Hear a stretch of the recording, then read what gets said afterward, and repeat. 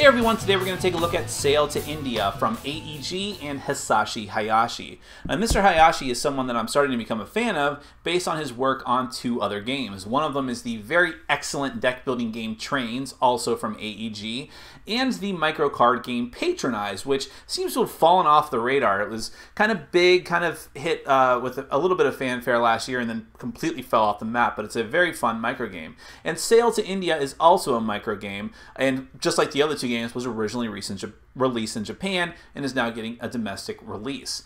And in Sail to India, as the name suggests, you're trying to build some ships and sail to India. How this actually works, because it is a micro game, is that you get a bunch of cubes that represents a lot of things actually: ships, bankers, historians, goods, trade goods, buildings. But when they count as ships, they're able to travel to different cards, which represent different ports of call, eventually leading to India, which could be one of the game end's triggers. I'm getting a bit ahead of myself, see? And we're going to go ahead and take an overview of the game, then we're going to come back, and I'll tell you what I think.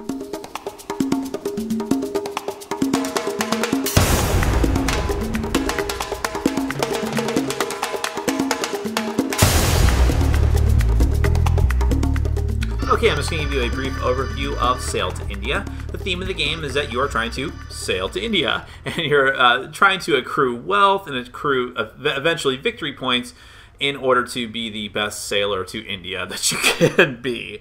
So whoever has the most victory points at the end of the game is going to be the winner. The game end is going to be triggered when either the final card in this row of cards is flipped over and discovered, which is India, essentially. All these cards represent different ports of call at different countries and areas of the world, and whenever all of these are explored and the final one is explored, that is India. That triggers the end of the game. Each other player gets a final turn. Or also, if two players have taken every one of their worker markers from the stock, that will trigger the end of the game, the final round as well. At the beginning of the game, each player is going to get a couple of different cards here. Well, 3 different cards. First, you have your little reference sheet card here, which tells you different game conditions. The victory point card, and a card that has both 3 different things: the wealth track, the ship speed track, and your technology track. You'll take 5 cubes of your choice. 3 cubes go in the technology sector. 1 cube goes on the 1 ship speed space, so all your ships have 1 speed. And based on the number of players and the player order, you'll get either 2, 3, or 4 wealth.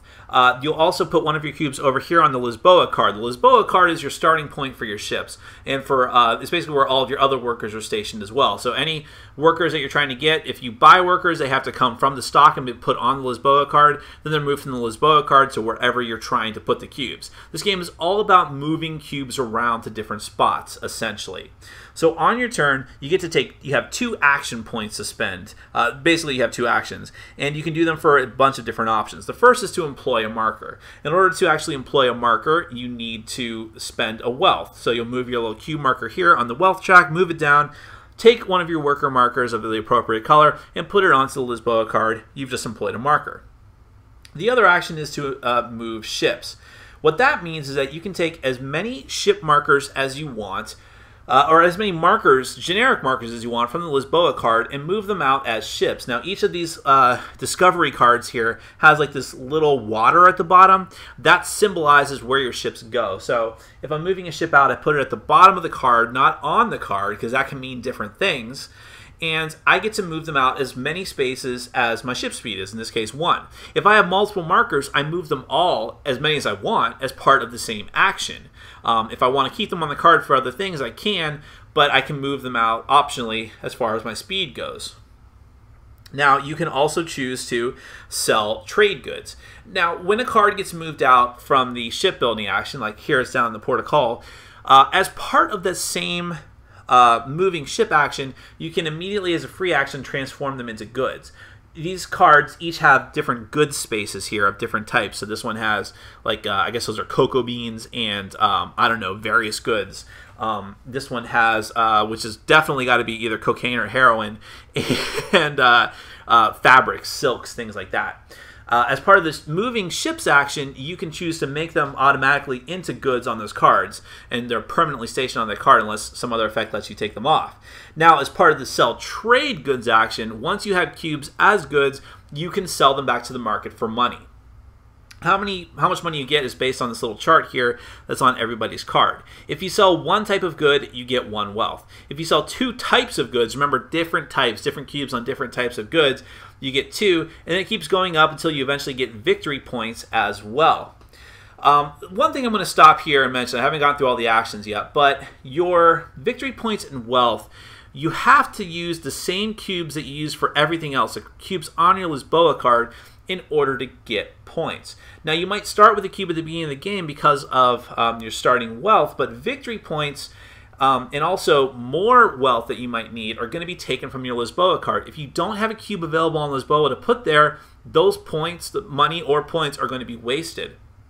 The same thing happens if you accrue more than 5 of either wealth or victory points, because that's as high as this track go.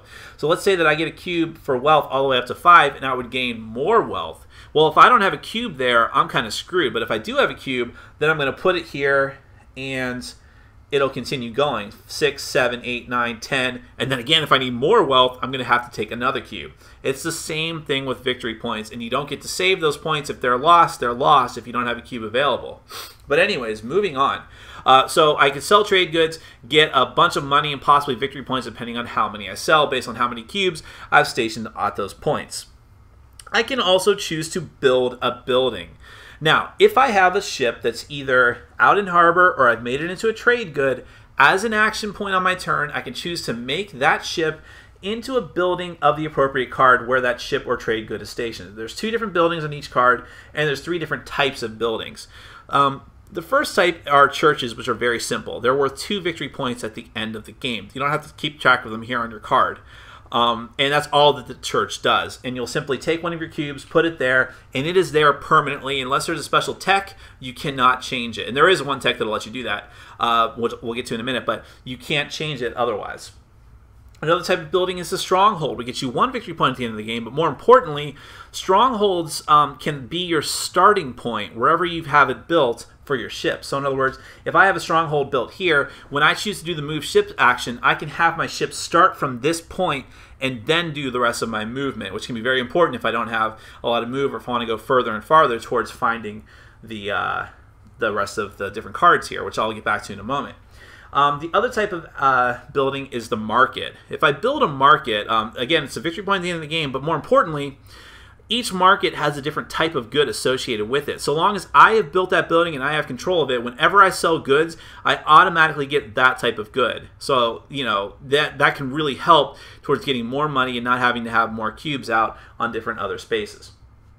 The final type of action I can spend my action points on, I'm sorry, there's 2 more, is acquiring technology. Now you have 3 little scientists that are committed to being the technology sector over here, which means you can essentially learn 3 techs unless something else is going on. And there's 3 different tech cards. They start with 0, 1, and 2 costs, 2 and 3 costs, and 4 costs on each of these different cards.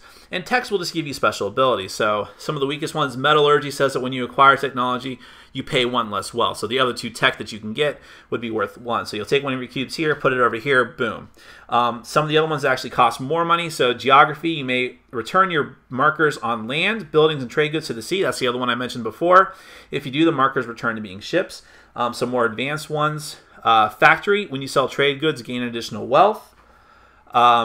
Guild, at the end of the game, gain 2 additional victory points for each marketplace you own. Mission Church, at the end of the game, gain 2 additional victory points for each church that you own, and so on. So you can spend money and your action points to try and acquire tech up to 3 times per game because that's how many scientists you have. And those cubes will always just be used for that. They can never be manipulated and used in Lisboa or else. The final thing you can do is increase your ship speed. So everyone starts at 1 speed. You can spend 2 wealth to go up to 2 speed, or once you're at 2 wealth or 2 speed, you can spend 4 wealth to go up to 3 speed. And that's how many spaces each of your ships can move. And remember, 1 action will let you move multiple ships. Now, the other thing I haven't explained is the discovery sector. If you move your ships far enough that you can go onto a card that has not been discovered yet, it's still flipped face down, you immediately stop, you can't move them anymore, and you flip over that card, and you gain a victory point. Again, assuming you actually have the markers to move your victory points up. And that's going to happen each time. So when you build these different cards and have gone far enough, the last card in the sector is India, which isn't really any different than the other cards, except for the fact that Again, this will trigger the end of the game, and so that's one possible route to victory, is just keep discovering as many cards as possible, getting points for each one, trying to end the game by getting to India as quickly as possible. Or you can just focus on building buildings, you can focus on trading goods. There's multiple different ways to get to victory, but it's all about making cubes into different things. That's essentially Sail to India. Do not be fooled by the small size of Sail to India. I mean, yes, it's just a bunch of cards, oversized cards, and some cubes, but there's a surprising amount of game here. You know, again, this is a cube pushing game, not typically my type of game. And in this case, those cubes are being used for a lot of different things. Like I said in my intro, you have to have them count as victory points. You have to have them count as money. And if you go too far on the track and you need to get more victory points or money, you need to use more cubes to keep track of your victory points or money, or else it goes to waste. Then you have to convert them into ships. Then you have to convert them into goods. Then you have to convert them into buildings. I mean, it's a lot to keep track of. And right from the get-go, oh, and technology. I almost forgot about that. Right from the get-go of this game, it's wide open. You have a lot of different options of how you want to go about things. Do you even bother with technology? And if you do, which ones do you go for? Do you just go for the ones that give you easy victory points? Do you go for the ones that are just going to enhance your other abilities like sailing? Or do you try to make your ship faster? I mean, you have a lot of options right out the get-go. It can be a bit overwhelming. And that's why I say that the size of the game and the game length, which is relatively short, I mean 60 to 90 minutes depending on whether it's your first time or not, those are very deceptive because there is a lot of game in this little box, for better and for worse. Overall, I like Sail to India. I don't think it's going to be everyone's cup of tea because essentially it is a pretty themeless game. This is the definition of a cube pusher. You're just moving cubes around, trying to be as efficient as possible because it's also essentially a race. It's a race for either someone to get to that India card and end the game if they think they're ahead, or to just buy as many of their little cubes as possible. They're workers, which can be a lot of different things. So it can be very tense. It can be a little frustrating because knowing that someone else is getting far ahead of you. I do think that this does have a runaway leader problem, although the leader is not always as obvious as you would think. But I like the components in the game. I think the AEG did a good job with the conversion. I never played the original version, but I don't think it was as nice as this. The cards look really nice. Everything is laid out very well, very simply. The rule book is very simple and easy to understand. They've done a pretty good job with all of these Japanese micro games that they've brought over here. Again, the cubes, what are you going to do? I mean, I'm not a cube hater, although it would have been cool to have actual little ship cubes. But again, because it would be tough for that because cubes mean everything in this game. Everything is cubes. So it's just a little weird. It's a concept that's kind of tough to wrap your head around. But aside from that, everything looks good. The artwork looks good, what little bit of it that there is.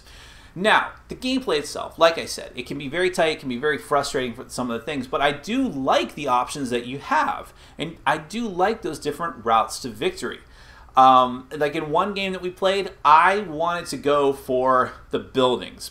Not just trying to get like the churches, which are the most obvious as far as victory points, but go for the strongholds, which are going to let you go faster and further with your ships, because if you cluster up too much near the front and you're trying to get goods, which everyone has to do at some point just to get some money to fuel your other endeavors, you are going to get really frustrated at all the spots filling up very quickly. Get yourself a stronghold, you can, even if your ship speed is only 2, you can go further out and therefore have more spaces open to you. The market buildings are really cool and useful to take care of because that's like guaranteed income all the time. Combine that with one of the technologies that gives you extra wealth every time you trade goods, and it can be very easy to get an economic engine running, which is funny to say for such a little light game. And while this is essentially a light game, I mean, there are going to be people who are in some really heavy, like Stefan Feld point salad Euro games that are really cube pushers who are going to sort of scoff at how light this one is. But I think that for people that aren't used to this type of game, they're going to be surprised at the, how much stuff is going on in it, especially for the size of it, like I said. But I do like those different paths to victory. I like that you can go after certain tech. I like that you can go for the trade good victory route, that you could just push your ships as much as possible to blow through all the cards as fast as you can, because you get victory points that way too. And it can be very frustrating while you're doing this very slow, methodical, either trade good strategy or building strategy. and you see another player just sailing through every single card, getting easy victory points every time they get to a card, that can be kind of weird. But again, it's a fun part of the game that you have these different things that you can do. This is one of those games that I think I really need to play more to know just how much longevity it's going to have for me, because at a certain point, it's heavy enough that I might want to just go ahead and play a heavier game. I've been considering picking up Trajan, for example. But for what it is, though, I mean, it's got a surprising amount of depth. And I think that it's very well designed. I mean, like I said, I'm becoming a fan of this designer, and I would love to see what he could do with a big, grandiose game. I would definitely recommend this for people who are already into heavy Euros and want something that they could, even though it can be a little tricky, I would lean it towards being sort of a gateway game because it is easy to learn. And as long as people don't get too stressed out of the different options that they have, it could be a good gateway game, especially because of its simplicity. I don't think that super heavy Euro gamers are going to have much here for the long term. It might just be a game that they have to break out with people who are not used to those types of games. But again, also with people who are hardcore gamers but don't typically like Euros, which would be the category that I fall into, this could be a good game because it scratches that itch of having the strategic depth of a Euro game without it being too heavy and too long. And, you know, turns go very, very quickly in this game, which is a very important thing. So overall, I like it. I'm going to keep it. I hope to get more plays in and see how much longevity it has. But again, Hisashi Hayashi is definitely a designer to keep your eye on because he's got, even at this point, he's got a pretty good body of work as far as I'm concerned. My name is Nick. This has been Board Game Brawl, and I'm reminding you to get out there and game every day and in every way. Take care.